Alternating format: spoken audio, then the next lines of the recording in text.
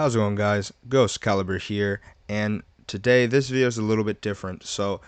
Low background, I'm an author, and in an attempt to get my stories a little bit more traction, I'm going to be uploading readings like this every other week.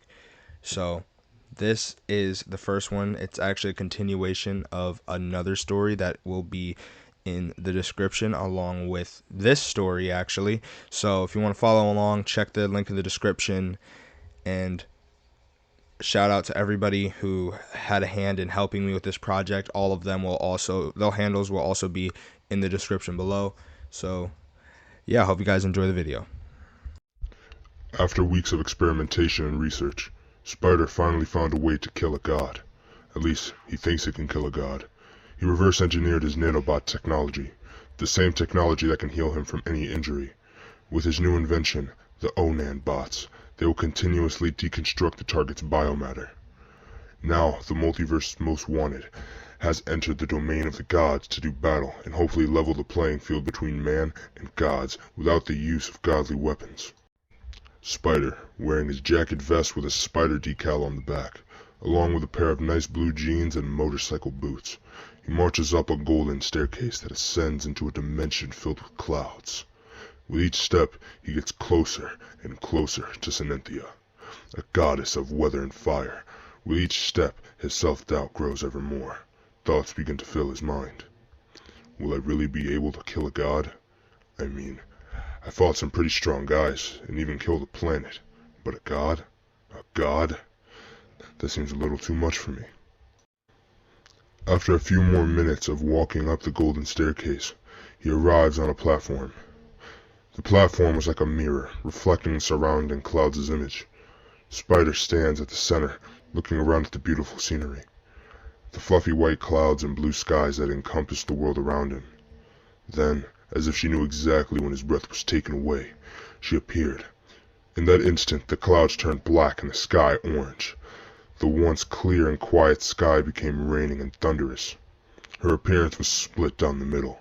One side gorgeous and basking in bright sunlight, the other hideous and illuminated by the soft moonlight that was only around her face.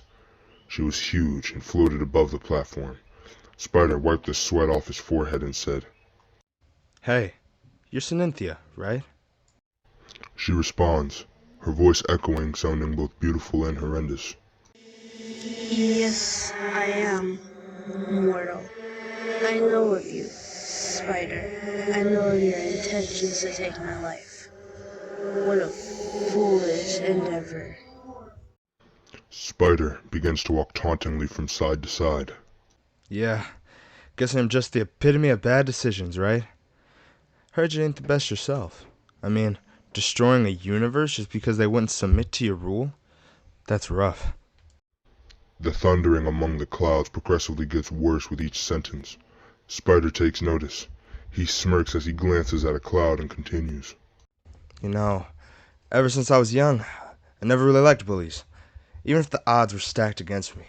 Even if I knew deep down I had no chance at winning. Spider activates his holo generators and holostructs his pistols, scrambled eggs, and sirloin steak, and says, I couldn't live with myself if I let the scum of the cosmos win. The thunder and lightning intensifies as the clouds go pitch black and the sky a sickly orange. Sinenthia grows bigger as balls of lightning start to orbit around her. She levitates towards Spider and says, I will not be insulted by any mortal, especially not a half-man. A lightning ball is hurled at Spider.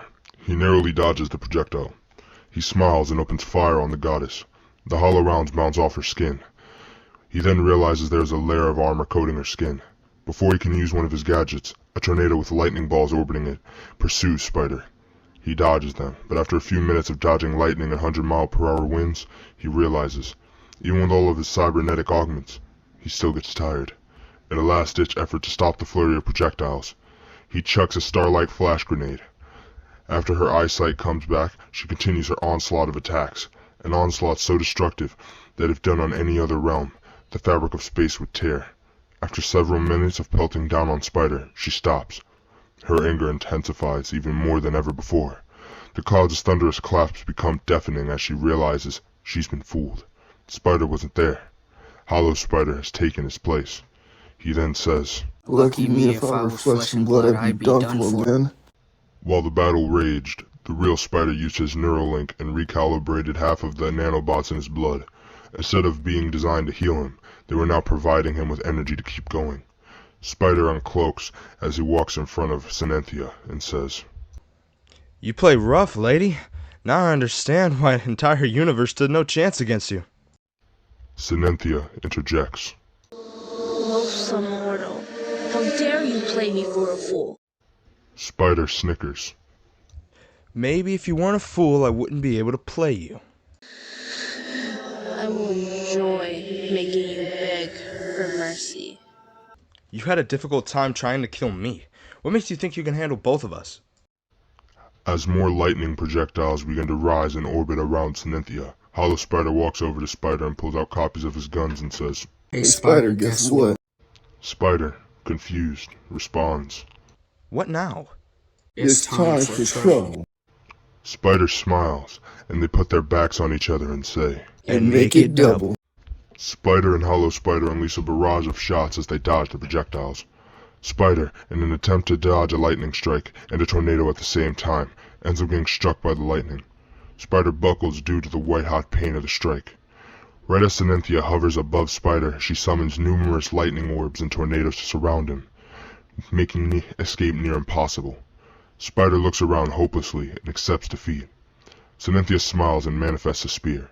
She spins it around and plunges it deep into him, and says, Another foolish mortal has met their end at my hands. Now I will use your body as a reminder to all that none can. Slow clapping is heard behind her. She turns around in shock to see Spider perfectly fine. She moves her spear to look in front of it and sees Hollow Spider dusting himself off. Spider pulls out a detonator and presses the button. A loud boom is heard and the divine armor starts to crack and fall off. Spider steps in front of her and says, Let me explain how you lost. While I was dodging your attacks, you were able to tell the difference between me and my green counterpart. While you were directing your attacks on me, I had my clone sneak behind you. Of course, I had to make you stand still, so I had to get hit. Luckily, the nanobots were able to make me right as rain. Once you placed the bomb and you were about to plunge your blade into my chest, we switched places. Then you were about to go into a monologue, so I stuck you with a second for good measure. As her armor completely falls off, she goes into a frenzy. How dare you come into my domain unprovoked and attack me? Who do you think you are? Spider flicks the ammo modulator on his gun to switch the ammo type from high velocity to Onan. He walks up as she continues breaking down and aims the gun at her forehead and says, You took the lives of innocent people for your own personal gain. You asked who I think I am? Well, I'm Spider, the man who battles against the odds.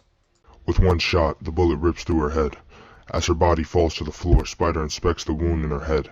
He notices that Onan bots are destroying the biomatter around the wound. Her body's immortality is trying to combat the bots, but can't. After about 30 seconds, her body gave up. Spider smiles as the realization hits. He did it. He did what no one else could. He was able to kill a god, not with special powers or stolen godly weapons. He killed one with his own gadgets and mindset. He drops to his knees and opens his arms to scream victoriously to the heavens. His celebration is short-lived as he gets a neurotransmission from his twin sister, Silas. Spider answers. Hey, Silas! It's been a long time. How are you? Silas responds in a panic.